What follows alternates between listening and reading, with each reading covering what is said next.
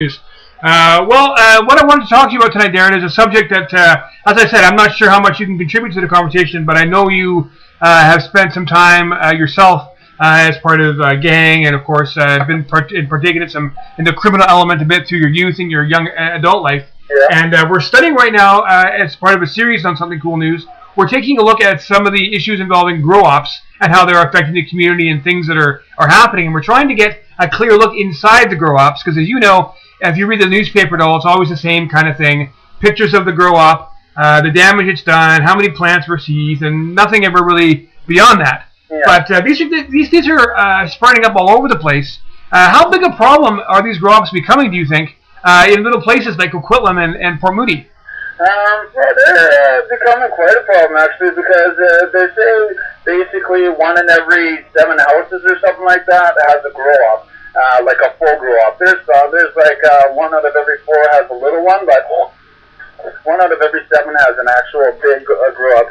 And it's not only risky because of the fire hazard of the chemicals and all the lights and everything lighting up a house and torching, but it's also violence with someone maybe wanting to kick in the door.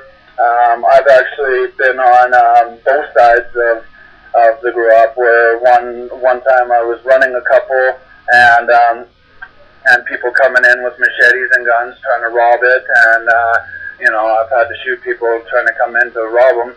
And then I've also been on the other side where I was robbing them,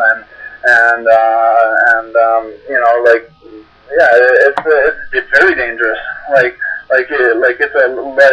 Weed is a little game compared to the other drugs, but it's almost as dangerous.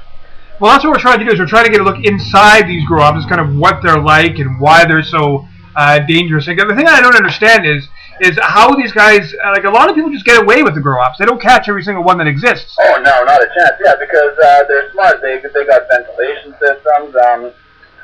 What you try to do is you try to put it in bedrooms downstairs, and then you try to push the vents through the outside up into the roof and in the attic, and then out of the attic, and that way there's no smell, right?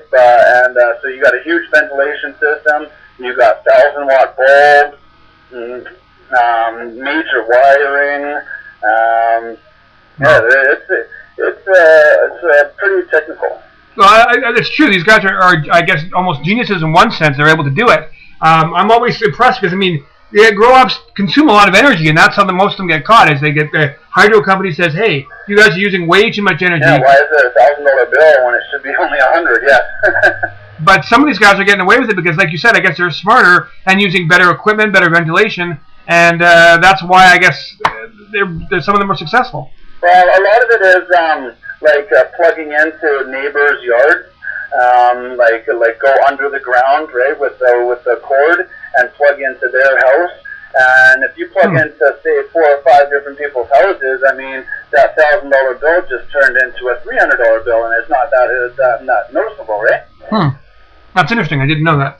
Because you take the plug, you take it from your house, you dig a little hole, because the cord's only a quarter of an inch, right? And you put it right under the ground and right into the neighbors, and they don't even see it. You get into a plug where they don't go near, right? I'm learning as part of our investigation that there's more than just having the house there and keeping it, maintaining the plants and making sure that everything grows properly. We met on the website last week an individual whose name we're not really using, but who was offered money to just kind of watch the house. Oh yeah. I've been offered because you could do a crop every. It depends on the cycle, but we were doing it every 3 weeks. We had a new crop, and I would get paid $5,000 per crop. And you just sit there at the house. You feed the plants. You make sure the house is secure. You eat dinner. You just relax. You smoke weed all day and watch the place. Wow. The price obviously jumps from person to person. Right?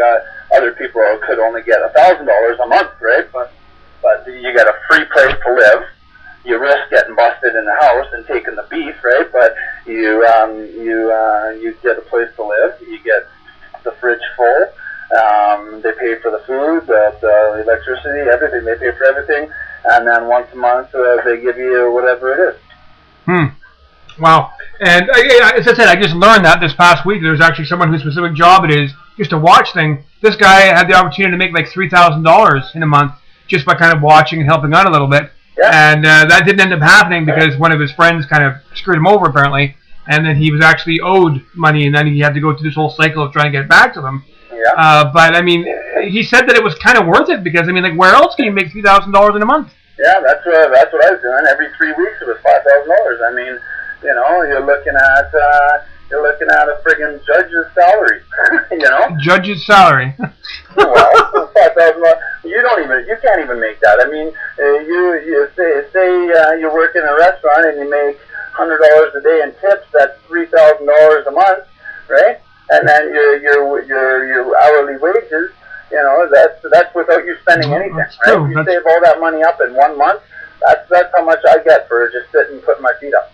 How much danger do you think people who live next to grow-ups are actually in? Are they in any danger, or is it just the house itself? What do you mean, like criminal-wise, or, or like violence-wise? Well, I mean both, I guess, because I know that these crops are targets for invasions by other people who want the crop. Yeah, for the criminal standpoint, it's not that much. I mean, my friend that was running 10 different houses, he got, I think the highest. He was the first person to ever get a deuce plus, which is 2 years plus a day, which is you go to the penitentiary. He was the very first person, and he had 10 houses going that took out $250,000 each house. Wow. And then the violence-wise, I mean, fuck, the Vietnamese, they have swords and fucking guns, and if they catch you in their house, man, they'll fucking grab you, put you downstairs, they'll torture you, cut your fucking toes off, cut your fingers off. I know a guy that had his finger cut off until he told him who sent him. Ouch. Wow. And it took one whole hand before he told. That's not worth $3,000 a month to me. No. I mean, that's why I got out of the game, right? I mean, one of the reasons anyway. The violence was just picking up. I mean, you're looking at a $250,000 house full of bud, and you're going to risk going in there to die. I mean, you know, I'd rather go rob a bank. I mean, personally, right? I mean, well, that's why I chose to go rob banks. You get a piece of paper, you pass the money. I mean, or you can get chopped up and tortured for whatever weed, and you got to pray that it's ready, right? Yeah. Because if you pick it up and it's not ready, well, that's just a waste of a fucking job you did. Because it's got to be perfectly ready when you grab it. If you rip it out of its growing time and it's not ready, they're dead. Really? Yeah, they got to be totally ready when you grab them, right? They got to be drying on the rack. So it's got to be very precise. Yeah. There's no room for error. No. If there's error, you lose out, right? I mean, like, I've done a couple jobs where we've got, about $200,000 worth of bud, and we had to throw out every single little bit. We ended up having $10,000. Ouch. You know what I mean? So we risked our life for $10,000, thinking it was $200,000. So this isn't something that any schmuck off the street could just come and do. I don't think I'll have a grow up. It takes a little bit more. Yeah, there was actually in Port Coquitlam. The reason why these bums are getting beat up down there is because someone robbed a grow up. And the grow up was ready, and they got a bunch of it, and now all the bums are getting beaten up until someone talks, and no one's talking, so they just keep on getting beat up. Really? As in John was one of them. Right, the guy that we were talking about before. So that's one of the reasons why things are a little edgy in Poco right now. Again, so some of these grow-ups have violence that can spread beyond the house. Oh, yeah. That's not very safe for the neighbors. No, it's not safe for the neighbors, and a lot of the grow-ups are in areas where there's kids in schools, right? So, I mean, the kids are going to get hurt, right?